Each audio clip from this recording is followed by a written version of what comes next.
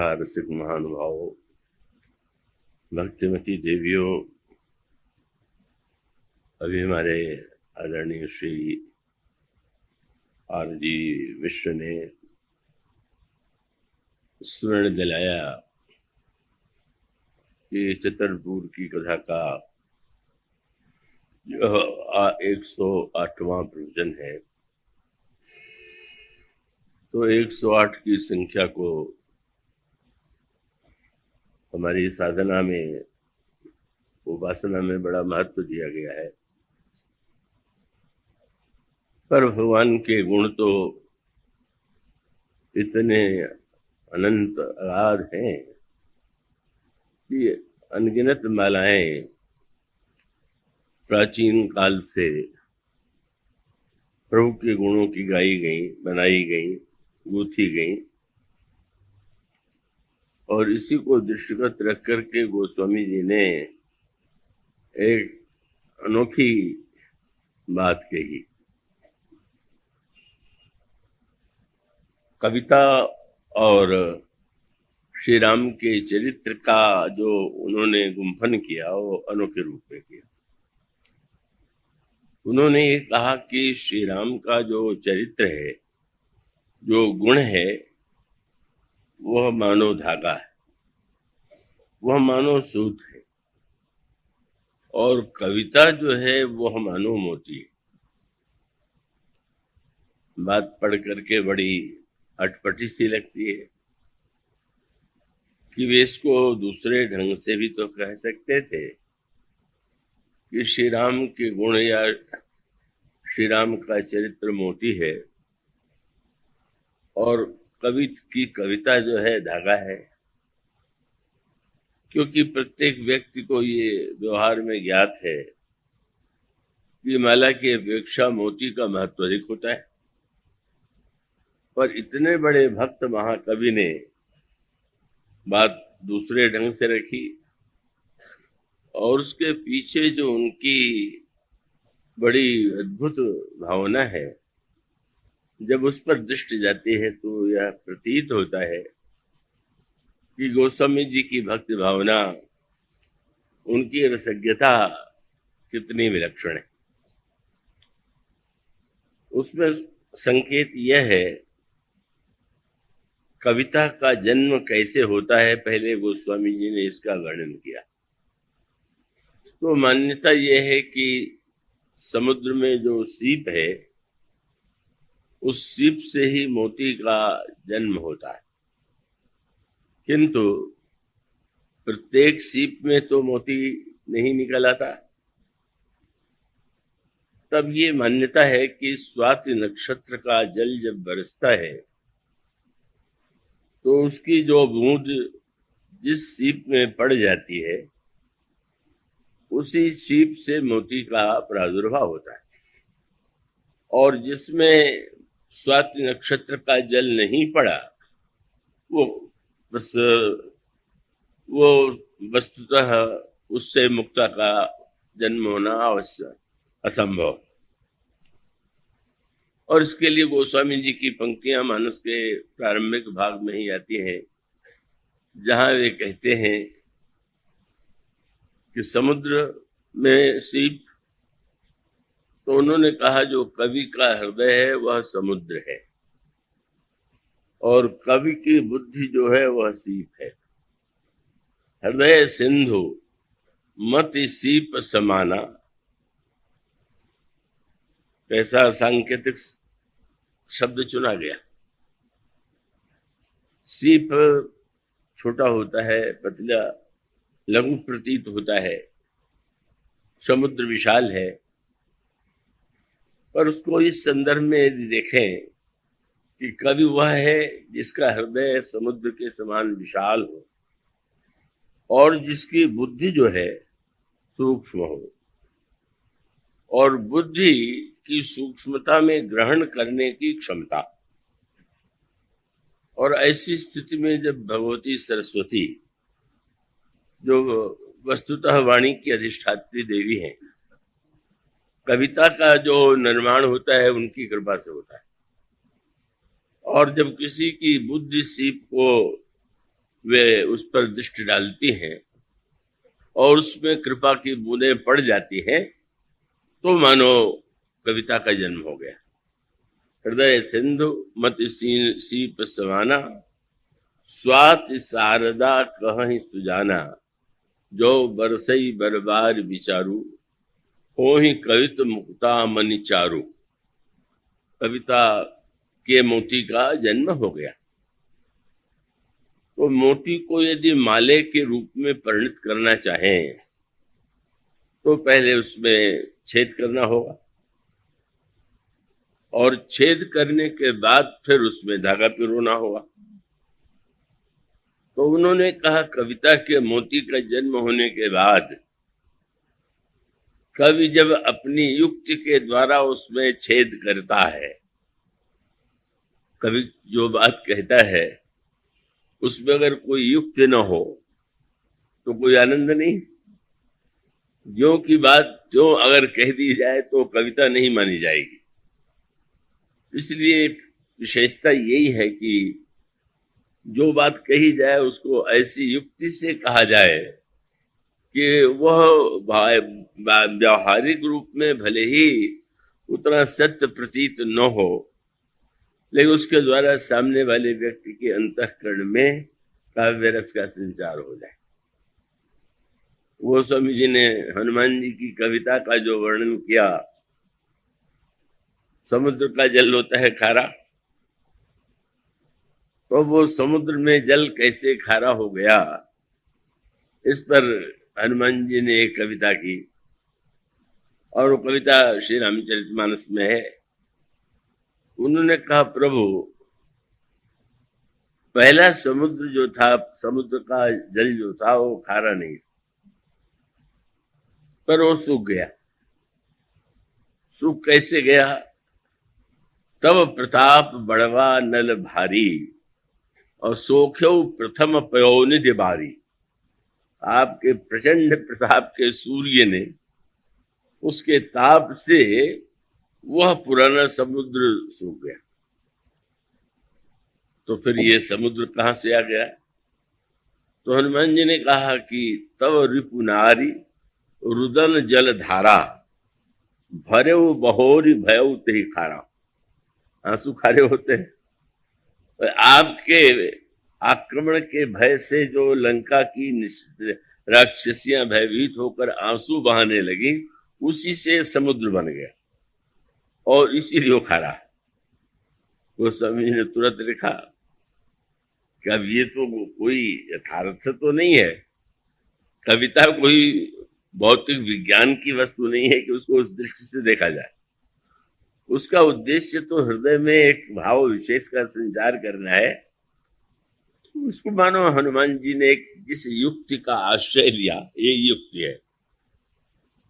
उस युक्ति की विशेषता ये है कि मानो यह बताना चाहते थे कि वस्तुतः आपका प्रबल प्रताप का उसका परिणाम यह होना स्वाभाविक है कि ये जो लंका का वैभव है, लंका का ऐश्वर्य है, प्रभुता है, समाप्त तो होने वाली है। और वो स्वाभाविक है कि जो आपसे विरोध करने वाला है उसकी पत्नियां आंसू बहाती भी दिखाई देंगी। पर यह काव्य में कहने की एक युक्ति है, और इसीलिए गोस्वामी जी ने लिखा कि अब बंदरों ने जब ये कविता हनुमान जी से सुनी तो वहां पर तुलसीदास जी ने लिखा, सुनी अति उकुति पवन सुत केरी, बिहसे कपि रघुपति तनुहेरी। हनुमान जी की ये अतिशयोक्ति भरी कविता सुन करके सारे बंदरों ने हंस करके भगवान की ओर देखा, और मानो चारों ओर एक आनंद का वातावरण उस कविता के माध्यम से प्रभु की महिमा, उस महिमा की विलक्षणता की ओर बंदरों का ध्यान गया। तो मानो उसका तात्पर्य है कि कविता के लिए अब युक्ति का आश्रय लेंगे, और युक्ति जो है अगर स्थूल अर्थों में कहें तो कहेंगे कि ये तो असत्य है। तो कवि तो जितनी बातें कहते हैं का उसको तो आप उसी अर्थ में यदि लेंगे और अगर कहीं उस सत्य के अतिरेक में आप उसमें वही ढूंढने लगे कि ये तो वास्तविकता नहीं, तो वास्तविकता और कविता वो दोनों अलग अलग वस्तु है। वास्तविकता तो आपके आंखों के सामने होती है, लेकिन वो आपके हृदय में भाव रस का संचार नहीं करती। और कवि जो है अपने कहने की शैली के द्वारा उस रस का संचार कर देता है। गोस्वामी जी कहते हैं कवि के अंतःकरण में कविता की मोती का जन्म हुआ और माला के रूप में परिणित करने के लिए उसने युक्त के द्वारा उस मोती को बीधा, उसमें छेद किया और फिर जुगुत वेद पुण्य पोही यही रामचरित बरताप। जब युक्ति के द्वारा उस मोती में छिद्र हो गया तो श्री राम के चरित्र में धागे में उस मोती को कवि पिरो देते, और पिरो देते हैं तो क्या होता है, माला बन गई। और उस माला को कौन पहनते हैं? पहिना ही सज्जन विमल मति शोभा अति अनुराग। श्री राम के चरित्र और गुण के धागे में कविता की मोती को जब कोई व्यक्ति धारण करता है तो उसके हृदय में अनुराग का, आनंद का उदय होता है। आप कहेंगे कि इसके विस्तार की तो कोई अपेक्षा नहीं, पर उपेक्षा है। गोस्वामी जी ने भगवान राम के गुणों को मोती क्यों नहीं बनाया? उनको ये लगा कि मोती की माला तब बनेगी जब उसमें छिद्र हो, और हमारे प्रभु के गुण में कोई छिद्र तो है ही नहीं, इसलिए उसको मोती कहना ठीक नहीं रहेगा। हाँ, कविता में छिद्र क्या है? मानो कल्पना, और उसको बड़ी कड़ी भाषा में कहते तो सत्य। बोले असत्य का छिद्र बिना हुए कविता कैसे बनेगी? बात को बढ़ा के कह दीजिए, अनोखे ढंग से कह दीजिए। गोस्वामी जी कहते हैं कि कविता का दोष जो छिद्र है, अगर उसे ढकना है तो भगवान राम के गुणों से जोड़ दीजिए। माने जब हम संसार के किसी व्यक्ति की प्रशंसा करने के लिए अतिशयोक्ति का प्रयोग करेंगे तो वो और भी दोष मानव संसार के लिए एक प्रेरणा से ही प्राप्त नहीं हुई। मानो गोस्वामी जी का तात्पर्य था कि हमारे प्रभु के गुण में तो रंच मात्र कोई छिद्र नहीं है। हाँ, कविता में छिद्र अवश्य है, बिना छिद्र की कविता का मोती माला कैसे बनेगा? और इसलिए उनका धागा श्री राम का चरित्र, और उसका अभिप्राय क्या था कि भाई अगर धागा एक हो, जितनी लंबाई का होगा उतनी माला बनेगी। तो उनका तात्पर्य कि हमारे प्रभु के चरित्र का धागा इतना लंबा है कि अनादिकाल से अनंत काल तक कभी अपने मोती पिरोते रहे, फिर भी माला ही बनती जाएगी और धागा कभी समाप्त नहीं होगा। इस चतुराई से गोस्वामी जी यह बताना चाहते हैं कि वस्तुतः प्रभु के, क्योंकि कोई कह सकता है कि अब क्या लिखे, इतने कवियों ने तो श्री राम पर लिखा। उनका नहीं, श्री राम के गुण का जो धागा है वो तो अनंत है। मोती पिरोते जाइए, नई नई मालाएं बनाते जाइए, फिर भी वो तो धागा समाप्त नहीं होगा। तो हमारे मिश्र जी ने 108 दाने की माला की बात कही है, वो तो अनादिकाल से अनंत तक माला गूंथती जाए, और कितने 108 दाने हो चुके होंगे, भविष्य में होते रहेंगे। और प्रभु का जो गुण अनंत है वो तो ज्यों का त्यों बना ही रहेगा। तो प्रभु का गुण तो उनके चरित्र, उनकी जो विशेषताएं हैं वह तो सर्वथा अद्भुत है।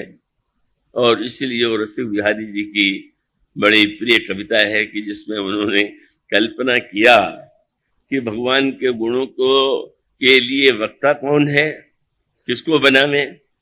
तो पता चला कि शेष जी के 1000 मुंह, तो उनका शेष जी को, पर एक शेष नहीं, कवि को कल्पना नहीं तो करना है, उसने करोड़ शेष को एकत्र कर दिया, और करोड़ शेष के एक एक सिर में जो 1000 मुख हैं उसमें एक एक मुख पर एक एक जो उसका शेष का की जिह्वा है उसपे करोड़ करोड़ सरस्वती को उपस्थित कर दिया।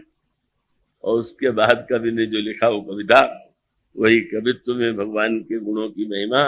बोले हुए के कोटि शेष, और शेष शेष प्रति कोटि शीश, और प्रति शीश कोटि कोटि मुख प्रगटावेंगे, और प्रति मुख कोटि कोटि रसना धरावे फेरी, प्रति रसना पे कोटि भारती बसावेंगे। और कितने दिनों तक, मान लीजिए हाँ 15 वर्ष हुए, या मुझे तो भूल जाता है, अभी कुछ गणना लोगों ने बताई थी। वो कहते कल्प निरंतर अनंतर अनंत यो ही जन्म लय अनंत, जो अनंत गुण गावेंगे रसिक विहारी, सीता रामचंद्र जू के तऊ चरित अपार को नेक पार पावे। वस्तुतः भगवान के इस अनंत गुणों के संदर्भ में यह तो सौभाग्य है आपका, हम सब, हमारा और सबका, कि जो भगवान के गुणानुवाद की गाथा जो अनेक अनेक महापुरुषों के द्वारा, सरस्वती से शारदा के द्वारा गाई गई, और यहाँ भी छतरपुर में भी वह गुणों की स्मृति की जा रही है। 108 गाना पूरा हुआ, पर अनंत काल तक प्रभु के गुणों का स्मरण, प्रभु को गुणों की चर्चा करने के बाद भी व्यक्ति के लिए संभव ही नहीं है कि वो समस्त गुणों का प्रवचन कर सके या उसकी विशेषता बता सके। फिर भी व्यक्ति अपनी अपनी जो उसकी क्षमता है या पात्रता है, उसके द्वारा जैसा उसे प्रतीत होता है वो वैसा कहता है। सब जानत प्रभु प्रभुता सोई, तदपि कहे बिनु रहा न कोई। वह अनंत होते हुए भी, अनिर्वचनीय होते हुए भी, मानो अपनी वाणी को धन्य करने के लिए निज गिरा पावन करण कारण, राम जस तुलसी कहो, रघुबीर चरित अपार वारिध, पार कवि कौने ले हो। तो वस्तुतः बस भगवान के उन अनंत गुणों में से जो गुण हम ग्रहण कर सके, या गुण का एक कण, गुण का एक बिंदु, गुण का की एक छाया भी हमारे अंतःकरण में यदि आ जाए तो हमारा जीवन धन्य हो सकता है। इसीलिए अमृत महोत्सव के संदर्भ में आपके सामने भगवान के जो दिव्य पंचामृत की चर्चा की गई। अभी अगर मैत्री शरण जी के वाक्य को प्रमाण माने तो पंजीरी खिला दी होगी आपको हमारे श्री व्यास जी महाराज ने। पंजीरी भी बड़ी स्वादिष्ट होती है, उसका स्वाद आपने लिया होगा। तो आइए थोड़ा पंचामृत के दूसरे अमृत का भी आनंद लेने की चेष्टा करें। अब वो अमृत के तो अनेक रूप हैं। कल तक कथामृत की चर्चा की गई। आइए दूसरे अमृत की चर्चा, जिसको गोस्वामी जी कहते हैं भगवान का रूप, रूपामृत। रूपामृत का अत्यधिक महत्व है व्यक्ति के जीवन में। सौंदर्य एक ऐसा आकर्षक गुण है जो व्यक्ति को अपनी ओर आकृष्ट किए बिना नहीं रहता। और वो सौंदर्य की जो निंदा करने वाले हैं, जो ये कहते हैं कि ये तो संसार मिथ्या है, रूप मिथ्या है, उनके सामने भी जब सांसारिक कोई सौंदर्य आ जाता है तो वो भी विवश हो जाते हैं। ऐसा वाक्य गोस्वामी जी ने कहा। सो मुनि ज्ञान निधान विदु मृग नयनी विधु मुख निरखी, विवश हो हरि जाने नारे विष्णु माया प्रकट। तो वस्तुतः सौंदर्य का जो आकर्षण है वो व्यक्ति को अपनी ओर आकृष्ट करता है, किंतु उस आकर्षण के साथ कुछ समस्याएं हैं और अनेक प्रकार के विकार जो हैं मनुष्य के हृदय में, मन में उत्पन्न होते हैं। तो सौंदर्य का आकर्षण वेदांत ने उसकी निंदा करके व्यक्ति को उसकी ओर से अपनी दृष्टि को हटाने के लिए आग्रह किया।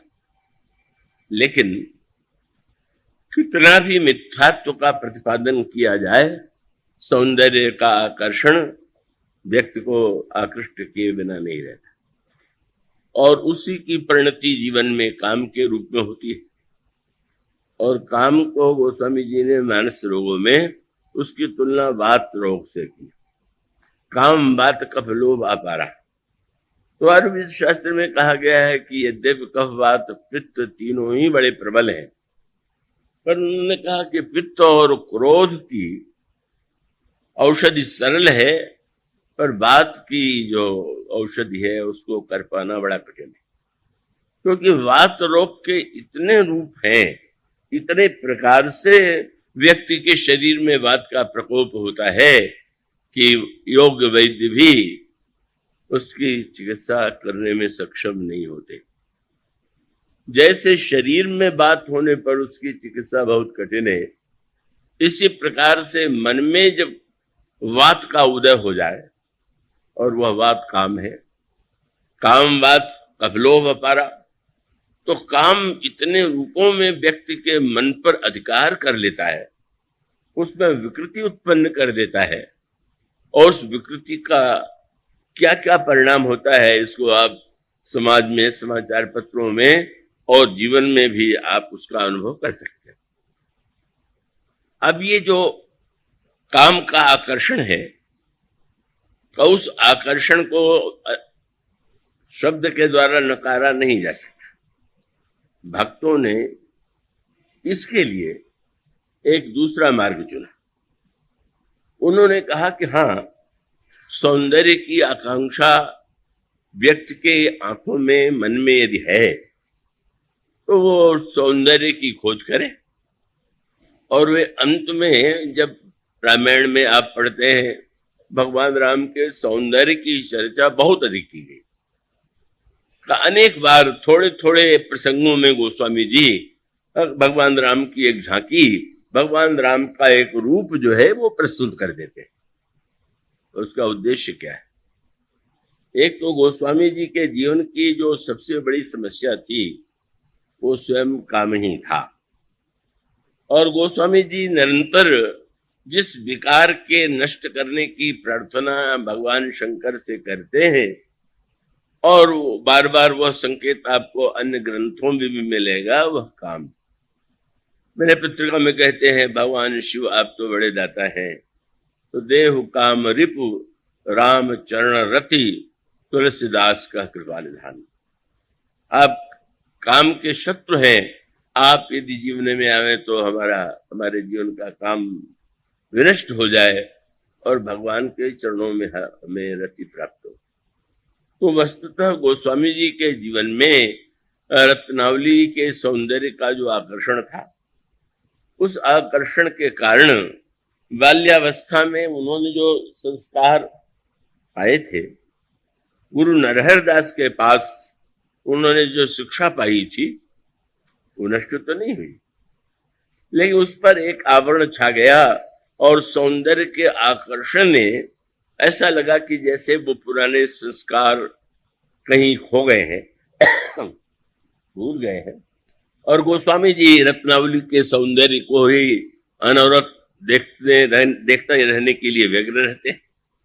तो रत्नावली के प्रति उनका जो आकर्षण है, और किस तरह से उस सौंदर्य का आकर्षण उन्हें निरंतर उस वृत्ति में ही बिल्कुल ऐसी स्थिति में ला देता है कि जब उन्हें यह स्मृति भूल जाती है कि वे श्री राम की भक्ति का संस्कार उन्होंने पाया है, राम नाम के द्वारा उन्होंने प्रारंभ में दीक्षा प्राप्त की है, और उसके बाद किस तरह से एक दिन का वियोग होने पर वो पत्नी को पाने के लिए बढ़ती नदी में कूद पड़ते हैं। कहते हैं मुर्दे के द्वारा उन्होंने नदी को पार किया। सांकेतिक अर्थ ये है कि जब वासना का तीव्र प्रवाह उमड़ता है, तो मुर्दे का आश्रय का अर्थ ये है कि भाई जीवित व्यक्ति को तो यश और अयश की बड़ी चिंता रहती है, लेकिन मुर्दे को इसकी कोई चिंता नहीं है। तो मानो मुर्दे के समान, मुर्दे का आश्रय चाहे उसको भौतिक माने या कविता माने, उसका तात्पर्य है कि उस समय वो एक शववृत्ति, और जब वे रात के समय पहुंचे ससुराल में तो ससुराल का द्वार बंद था। तो द्वार जो होता है वह तो मर्यादा का एक प्रतीक है। घर में दरवाजा न होने पर कोई भी आ सकता है, कोई भी जा सकता है, सुरक्षा जीवन में नहीं रहेगी। इसलिए व्यक्ति जो है घर में द्वार का निर्माण करता है, और यह मर्यादा का ही द्वार है।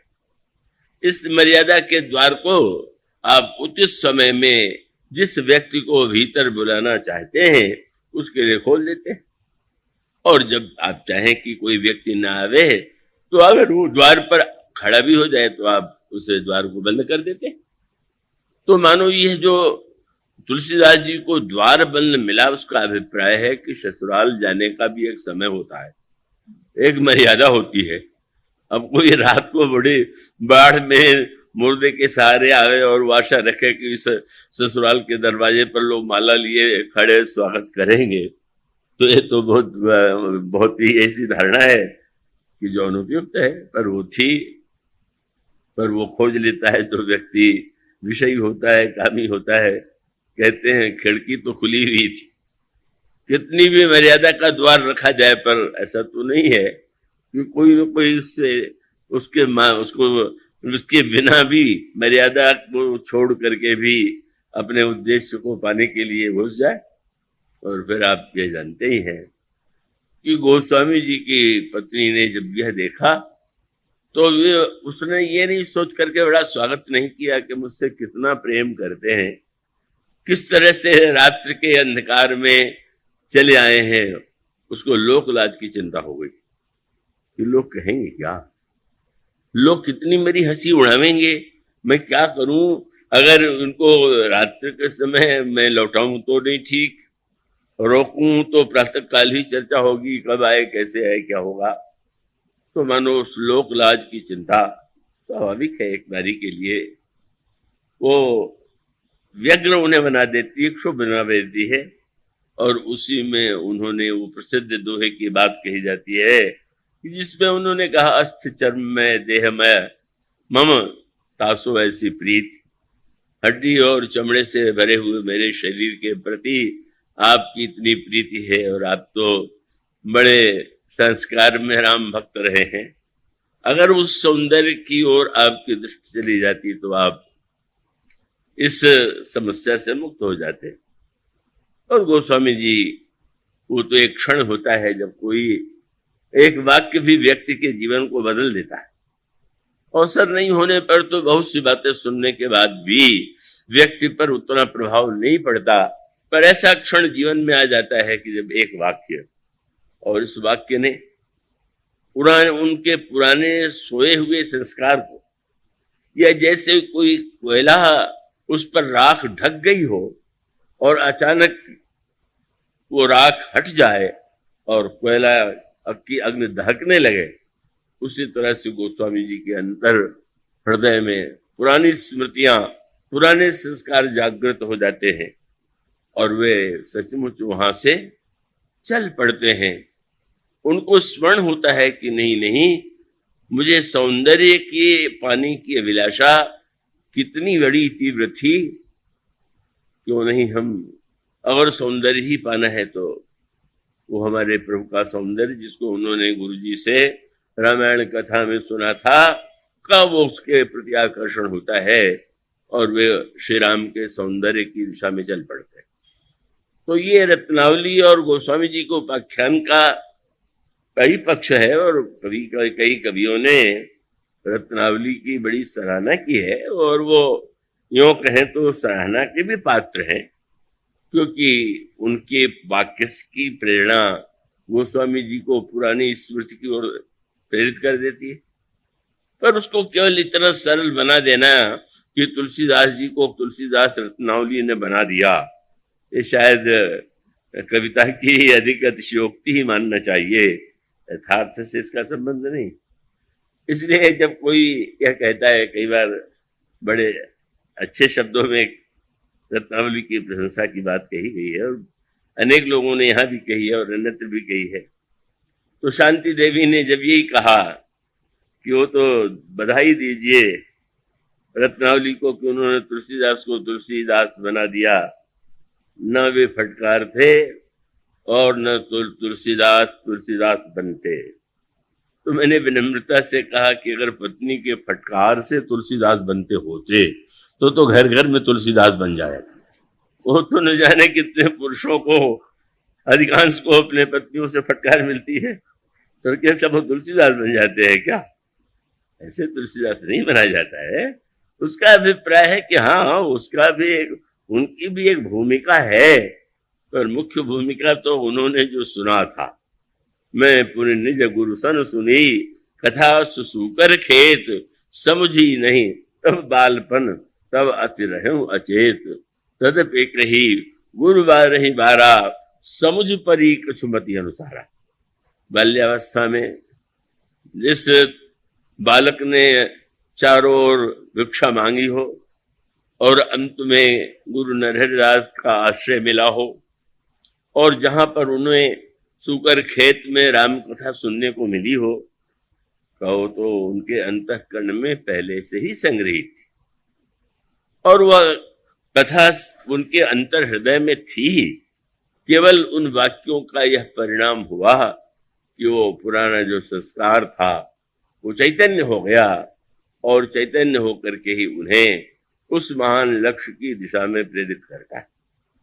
तो इसलिए वस्तुतः गोस्वामी जी के ग्रंथ में जो श्री राम के सौंदर्य का इतना अधिक वर्णन है कि कई बार कई लोगों को लगने लगता है कि बस एक प्रसंग में ही 2 बार 3 बार 4 बार जहां देखिए गोस्वामी जी श्री राम की झांकी, श्री राम की सुंदरता का वर्णन करने लगते हैं।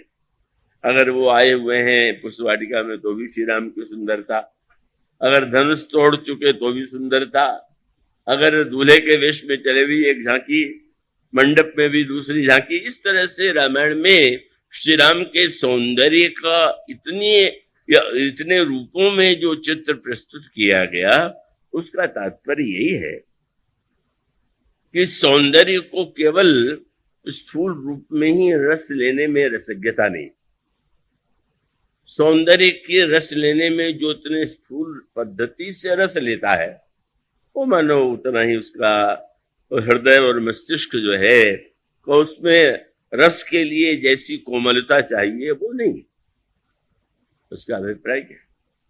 आप एक वाटिका में जाएं और किसी खिले हुए फूल को देखें और फूल को देख करके आप और पास चले जाए, बड़ा सुंदर फूल है, और वहां जाने पर आपको सुगंध का भी अनुभव और आप उस फूल को तोड़ दें, सूंघे, अपने किसी कोट में या अपने किसी वस्त्र में उसको लगा ले, क्या हो? थोड़ी देर के बाद वो मुरझा जाएगा। और जिसको आपने इतना ऊंचा स्थान दिया था, अपने हृदय के पास लगा लिया था, उसको अपने वस्त्र से निकाल करके फेंकने में आपको कोई संकोच नहीं होता। इसलिए गोस्वामी जी ने कहा कि रसज्ञता का पाठ तो वस्तुतः भ्रमर के माध्यम से लिया जा सकता है।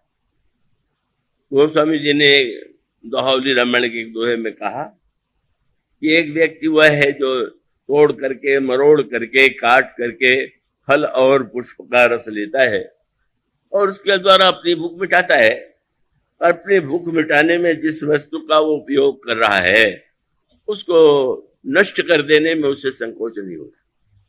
पर गोस्वामी जी ने कहा दोहावली रामायण में, तब ये जो है पियत सुमन रस अली विटप, कोल काट फल खात, तुलसी तरु जीवी विकल जुगल, सुमति कुमति कहवात। माने एक व्यक्ति ने उसको नष्ट करके रस लिया तो वह उसमें रसज्ञता नहीं है, और जो व्यक्ति उस पे ऐसा रस ग्रहण करे, जब एक भौरा पुष्प से रस लेता है तो उसकी विशेषता है कि उसके हृदय में उस पुष्प को मरोड़ने, नष्ट करने की वृत्ति नहीं होती। इसलिए गोस्वामी जी की का संकेत यह है कि सांसारिक सौंदर्य को लेने की जो हमारी शैली है, वो वृत्ति है, वो तो बड़ी स्थूल है। तो मानो उस स्थूल वृत्ति को अगर ऊर्ध्वगामी बनाया जा सके और उसको हम अपने मन के माध्यम से मन को भ्रमर बना करके अगर हम उस दिव्य सौंदर्य रस का पान करें तो वह सौंदर्य रस हमारे अंतःकरण के विकार को दूर करके हमारे जीवन में अमृतत्व का संचार कर सकता है। इसलिए आप गोस्वामी जी के ग्रंथ में रूपामृत का जो वर्णन है और उसका जो एक मधुर संकेत है, प्रभु भगवान प्रभु रामभद्र श्री रामभद्र मिथिला की ओर जा रहे हैं। अभी गोस्वामी जी की शैली का एक विलक्षण दार्शनिक पक्ष है कि श्री राम के सौंदर्य का सबसे अधिक प्रभाव जो है गोस्वामी जी ने जनकपुर या दूसरे शब्दों में कहें तो विदेह नगर में ही प्रस्तुत किया। और इसके पीछे मानो संकेत यह था, और वो बड़ा समझने योग्य है, श्री राम का सौंदर्य और फिर उस सौंदर्य को देखने की दृष्टि और उस सौंदर्य को ग्रहण करने से हमारे अंतःकरण में जीवन में जो प्रभाव पड़ता है वही उसका महत्वपूर्ण है। और इसका अर्थ यह है कि जनकपुर जो विदेह नगर है वहां की स्त्रियों ने भी श्री राम की सुंदरता को देखा, और लंका जो रावण का नगर है, और आध्यात्मिक भाषा में जो देह नगर है, देह नगर के व्यक्ति ने भी श्री राम की सुंदरता को देखा। कृपया कथा सुनते समय जरा देह नगर से ऊपर उठ जाइए, जो सो रहे हैं वो थोड़ा देह नगर में अगर रहेंगे तब तो सो ही जाएंगे, जरा विदेह बनिए, थोड़ा आंख अपनी को निद्रा से बचाइए। तो वो जो देह नगर से नारी आती है शूर्पणखा, वो भी तो सुंदरता देख करके मोहित होती है, और वो श्री राम से यही तो कहती है कि मैंने संसार में देख लिया कि तुम्हारे समान कोई सुंदर नहीं है। तो चाहे जनकपुर में नारियां कहें कि इनके समान कोई सुंदर नहीं है, और चाहे देहनगर लंका से आई शूर्पणखा कहे, हाँ ये बात अवश्य है कि विदेह नगर वालों ने वह नहीं कहा जो देहनगर वाली शूर्पणखा ने कहा। जनकपुर वासिनी स्त्रियों ने देखा तो यही कहा कि क्या सौंदर्य है, और यह सौंदर्य तो सीता जी के ही उपयुक्त है, इनका विवाह तो वैदेही से होना चाहिए। और शूर्पणखा ने उसको दूसरे रूप में कहा कि तुम्हारे समान यदि कोई सुंदर नहीं है तो मेरे समान सुंदरी भी नहीं, और तुम्हारा विवाह तो मेरे लिए ही लगता है ब्रह्मा ने सोच बूझ समझ बूझ करके मम अनुरूप पुरुष जग नाही, देखो खोज लोक त्यों माही, ताते अब लगी रहो कुमारी। और कितना उसकी अहंकार की वृत्ति है और कितनी सावधानी है।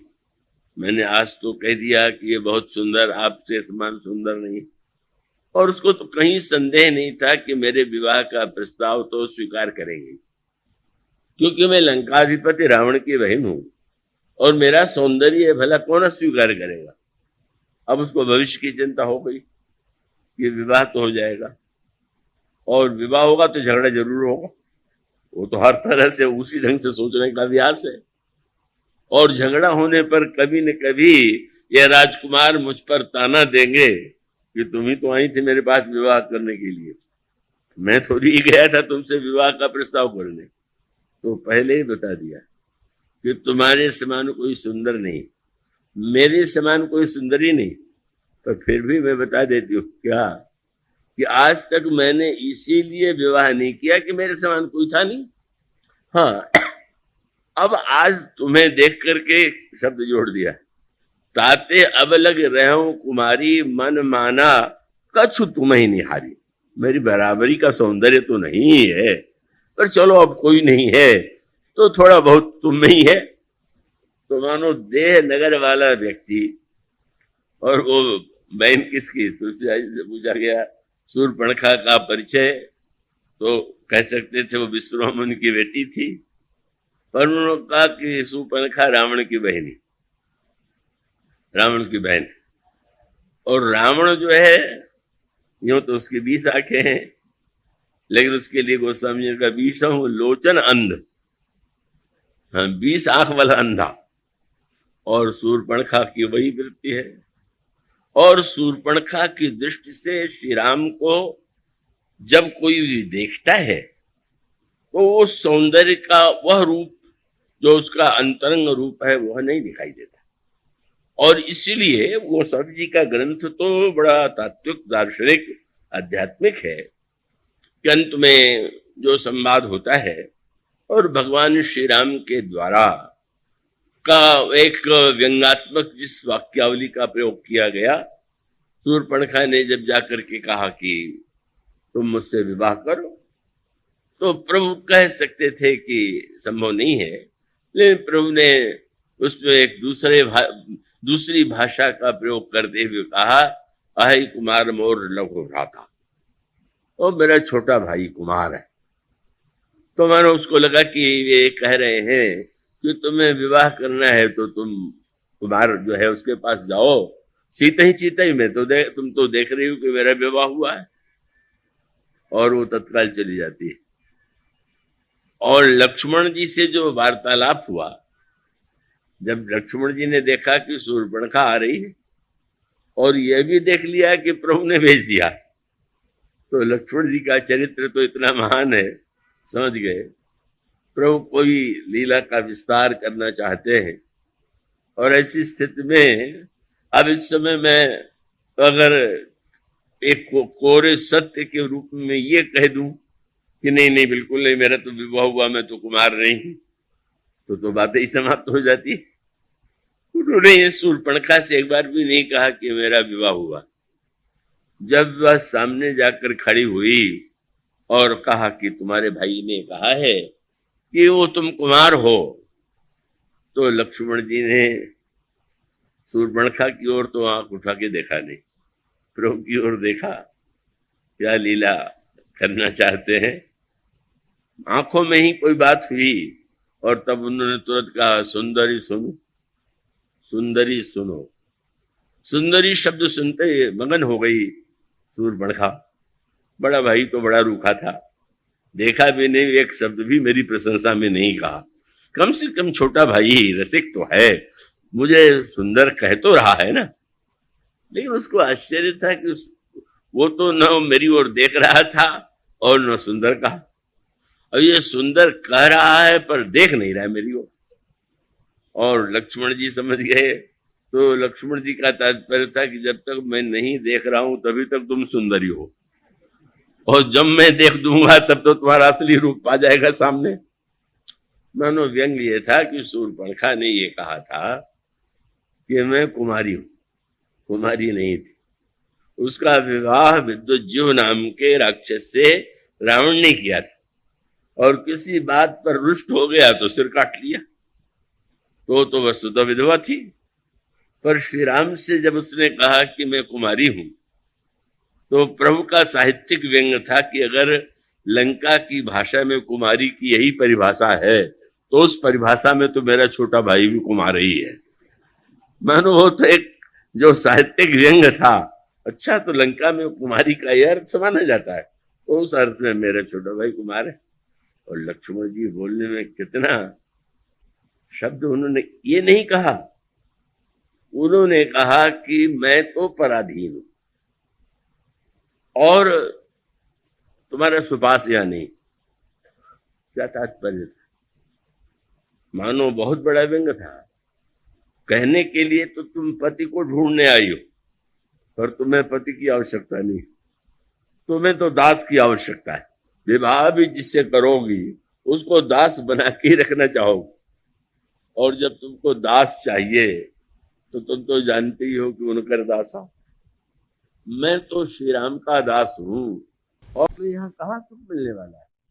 मानो उसका अभिप्राय ये है कि देह नगर वाला व्यक्ति उस सौंदर्य को देखने के लिए जो दृष्टि चाहिए और उसको जिस उद्देश्य से देखा जाना चाहिए, यदि उसका अभाव है तो शूर्पणखा के समान को वो स्वयं कुरूप होकर के वहां से लौटती, और फिर वह एक संकेत आता है कि जब 14,000 राक्षस चले श्री राम से बदला लेने के लिए, शूर्पणखा ने सुनाया कि हमारा अपमान किया उस राजकुमार ने, तो बदला लेने के लिए चले। तो शब्द बड़ा दार्शनिक है, पर गोस्वामी जी की भाषा क्या है? आप कहीं जा रहे हैं तो जो उधर जहाँ जाना है वहां जाने का जो मार्ग जानता है उसको आगे कर लेंगे। तो ये जो 14,000 खरदूषण राक्षस थे, इन्होंने आगे किसे कर लिया? सूर्पणखा आगे कर लेनी, आगे शूर्पणखा। और फिर वो एक सांकेतिक भाषा आती है कि इन 14,000 राक्षसों ने भी जब श्री राम की सुंदरता को देखा तो स्तब्ध रह गए, अस्त्र चलाने का मन नहीं हुआ।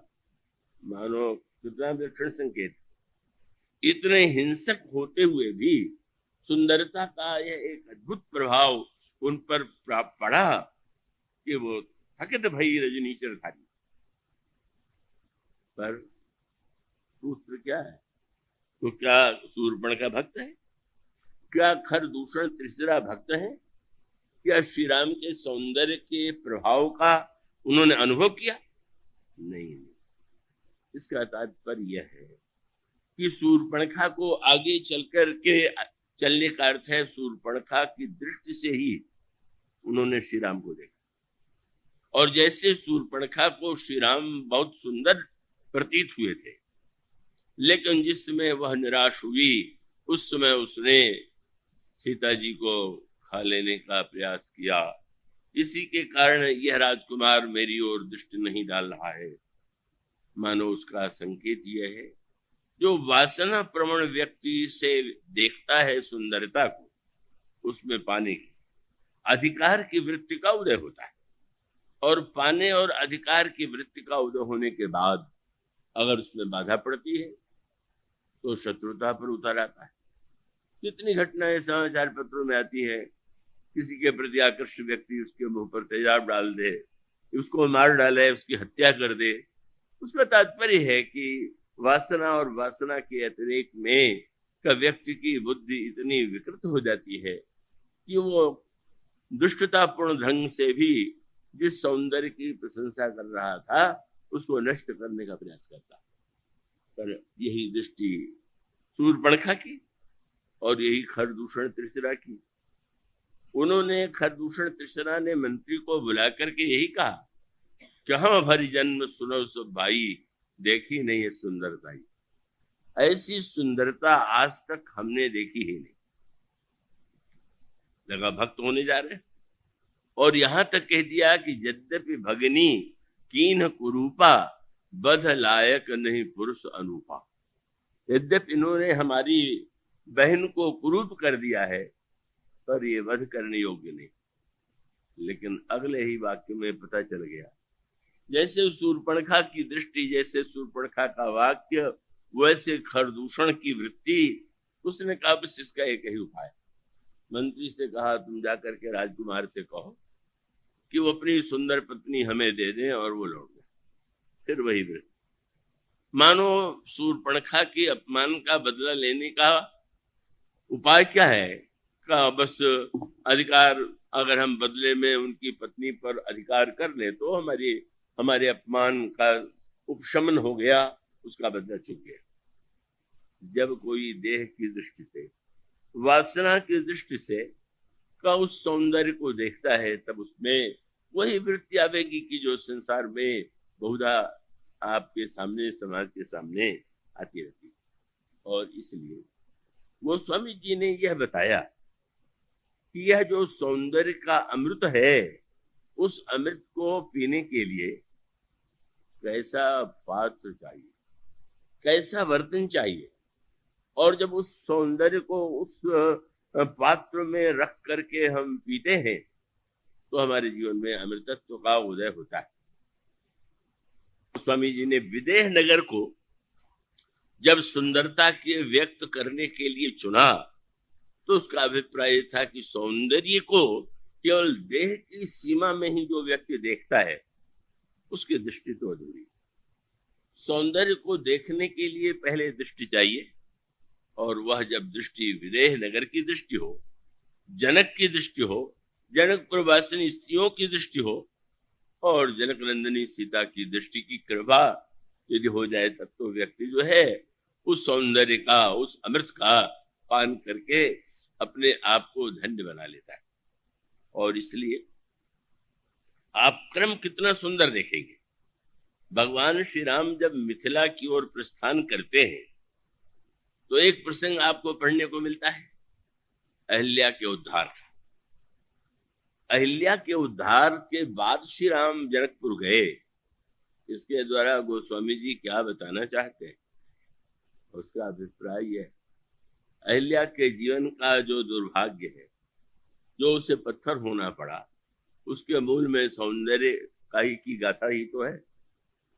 अहिल्या परम सुंदरी, और ब्रह्मा ने जब इसका निर्माण किया तो उसके सौंदर्य को देखकर सभी लोग चकित हो गए। और तब स्वर्ग का राजा जो इंद्र है, उसको लगा कि ब्रह्मा तो इस सुंदरी का वो हमारे स्वर्ग में ही हमें देंगे, मुझे छोड़ करके इसको पाने का अधिकारी कौन।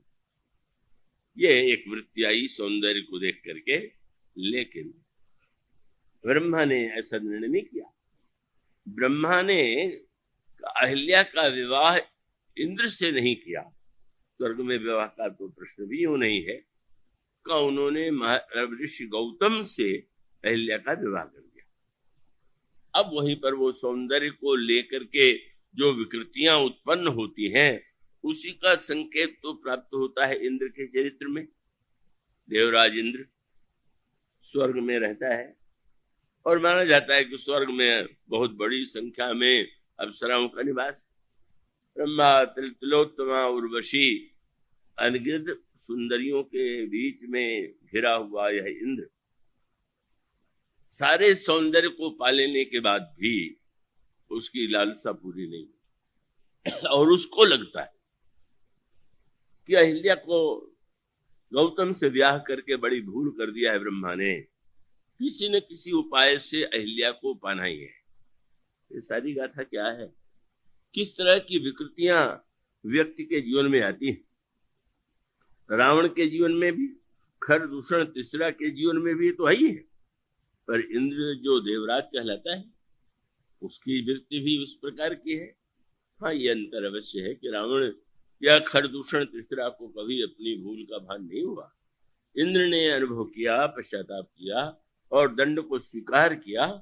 ये दोनों में एक अंतर है जिसको हम देवत्व और राक्षसत्व का अंतर उसके रूप में कह सकते हैं।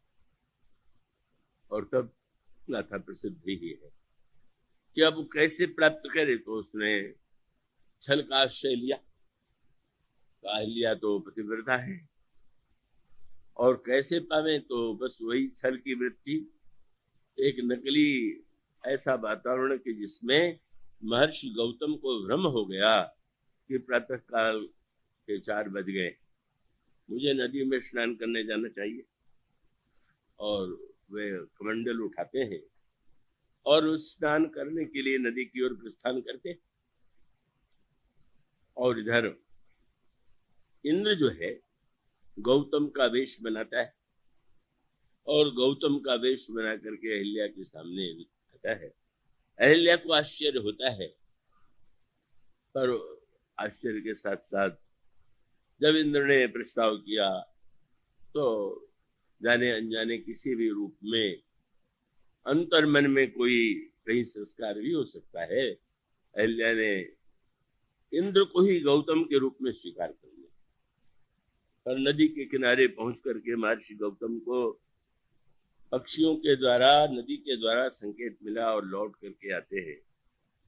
और जब वे देखते हैं अचानक घबराया हुआ इंद्र कुटिया से निकल रहा है, तो उसके बाद मानो किस तरह से उच्च स्थिति में रहने वाला देवता, पुण्य करके जिसने देवत्व प्राप्त किया है, वह अपनी वासना की पूर्ति के लिए किस तरह से छल का आश्रय लेता है और छल का आश्रय लेकर के अंत में महर्षि गौतम ने दोनों को श्राप दिया।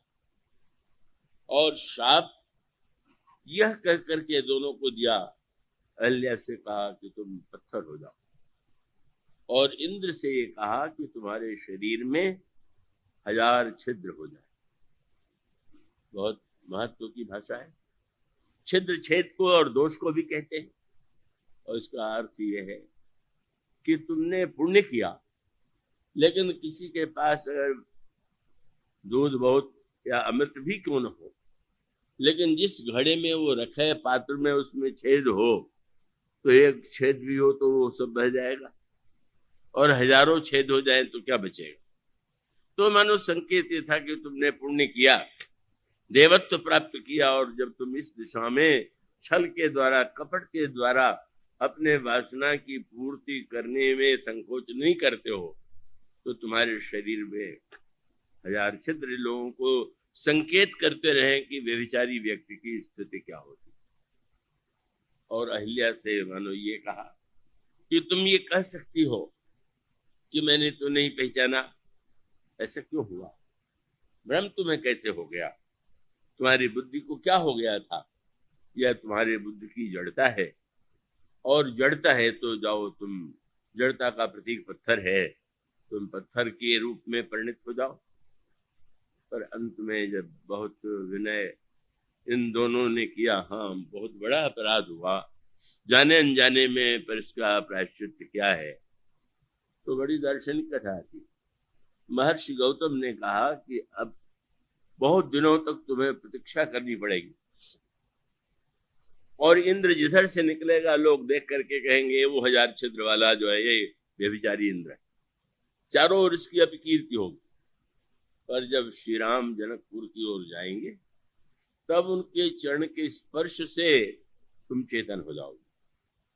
और इंद्र से ये कहा कि जब राम को दूल्हे के रूप में तुम जनकपुर में उनका दर्शन करोगे, तो तुम्हारे ये छिद्र नेत्र के रूप में बदल जाएंगे।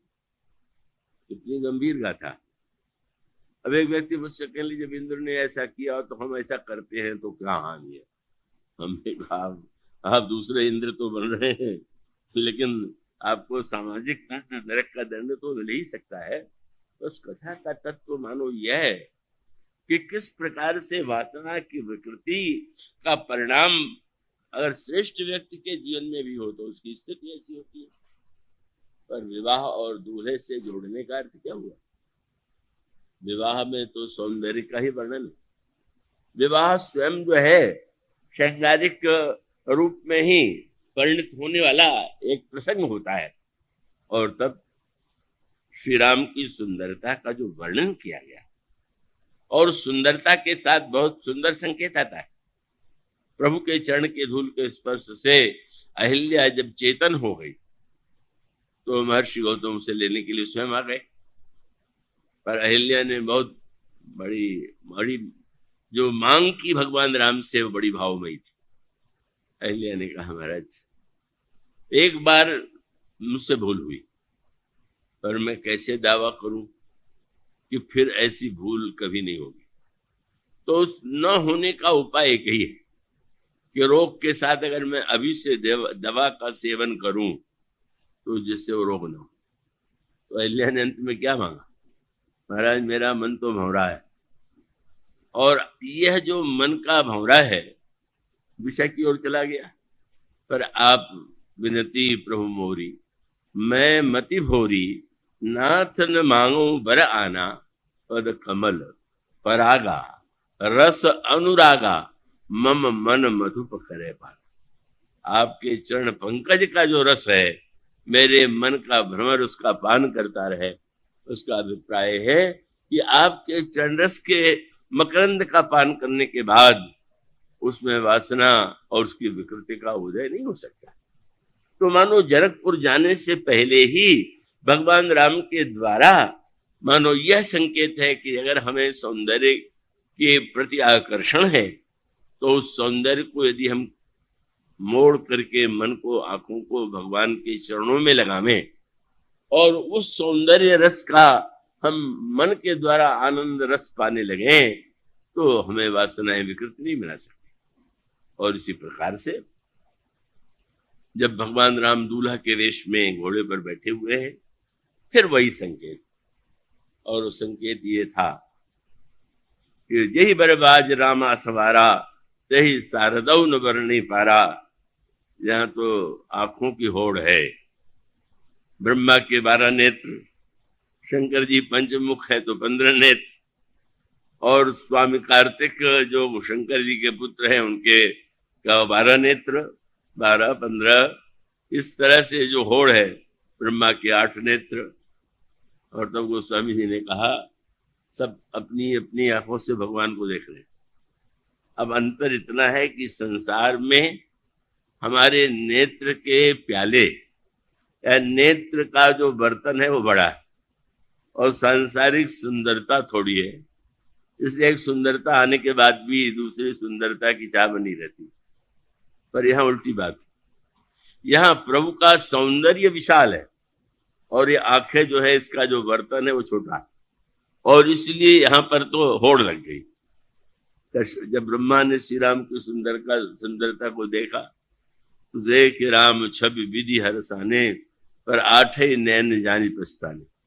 क्या बतावें, 4 ही मुंह मेरे है, 8 ही आंखें हैं, जरा कमी रह गई। और फिर स्वामी कार्तिक जी ने व्यंग भरी दृष्टि से ब्रह्मा को देखा। वैसे तो आप मेरे पितामह हैं, विनाश तो मैं आज आपसे जोड़ा हूं। आपके 8 नेत्र हैं, सुर से न पौर बहुत उछाहू, विदिते जोड़े लोचने लाऊ। मानो ब्रह्मा के हृदय में आनंद और पश्चाताप, स्वामी कार्तिक के हृदय में एक तुलनात्मक रूप से अपनी विशेषता का भान।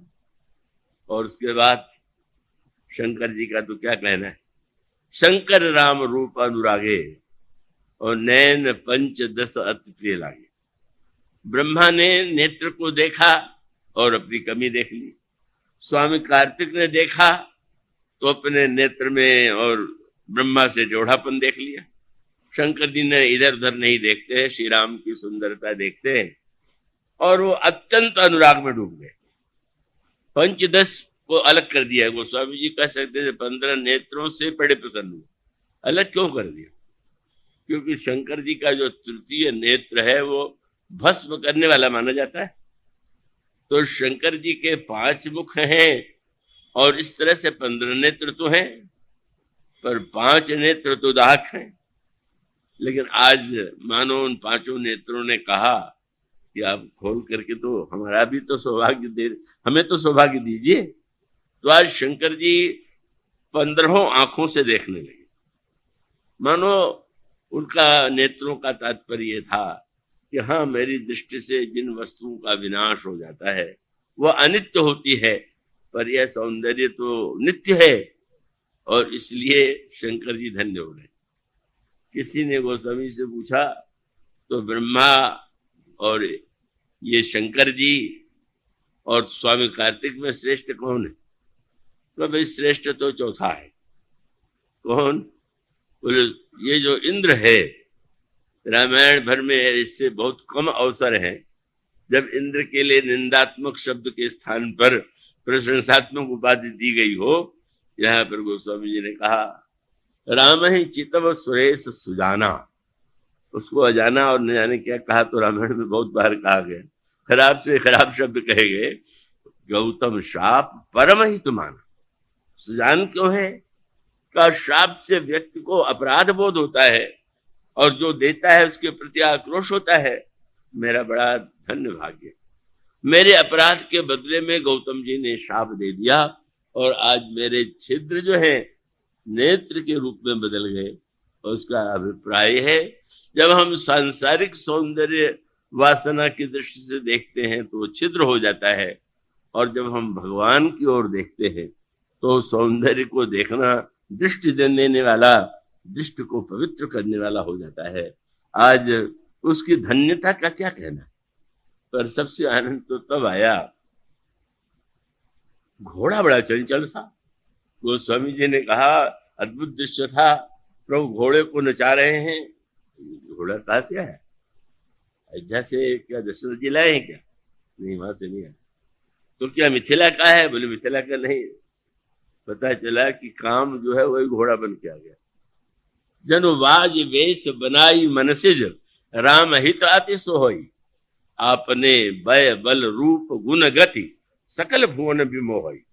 जगमगत जोनि ज्योति जराव ज्योति मोति मानिक मन लगे, किंकिनी लगाम लगाम ललित सुदेख सुर नर मुनि ठगे। इतना अद्भुत वर्णन घोड़े का। और गोस्वामी जी की चतुराई देखिए, घोड़े के वर्णन के साथ साथ उन्होंने लगाम का वर्णन और लगाम की शोभा का वर्णन भी कर डाला। किसी ने कहा हमारे मत तो घोड़े का है कि लगाम का? अरे घोड़ा मूल्यवान होता है, लगाम का क्या मूल्य है? गोस्वामी जी ने कहा लगाम का मूल्य तो नहीं था, लेकिन लगाम जिसके हाथ में है उसका कितना बड़ा मूल्य है। और वो लगाम का ही तो सारा खेल है। मानो काम घोड़ा बना और श्री राम के हाथ में लगाम हो गई। काम है, सौंदर्य है, पर यहाँ पर संसार को नचाने वाला काम नहीं। को जग काम नचाओ न जी, सबको नचाने वाले काम को भगवान नचा रहे। और उस समय गोस्वामी जी ने कहा ऐसा अद्भुत नृत्य हो रहा है कि गोस्वामी जी कहते जब प्रभु नचाने लगे तो अद्भुत दृश्य था। जन पर भरी नचाओ, जैसे बादलों की ध्वनि पर कमेघ गर्जना नृत्य कर रहा हो, ऐसा एक अद्भुत दृश्य उपस्थित हो गया। और तब मानो संकेत ये था, आज भी तो शंकर जी आए हुए थे। मानो काम का जो घोड़ा था शंकर जी की ओर देखने लगा। पहचान गए शंकर जी, अच्छा तो तुम भी आए हुए हो। मानो उस घोड़े ने कहा कि महाराज उस दिन तो आपने आंख खोल करके मुझे भस्म कर दिया था, आज तो 5-5 आंखें खुली हुई हैं, भस्म करिए तो जाने। पर तुरंत शंकर जी ने मुस्कुरा करके कहा जरा सा राम को छोड़ के अलग हो जाओ तब पता चले तुम्हें। मानो इसका अभिप्राय कि तुम्हारी धन्यता और तुम्हारी अनित्यता भी नित्यता में इसलिए बदल गई कि तुमने श्री राम से अपने को संबद्ध कर दिया, उनके संकेत पर तुम नृत्य कर रहे हो।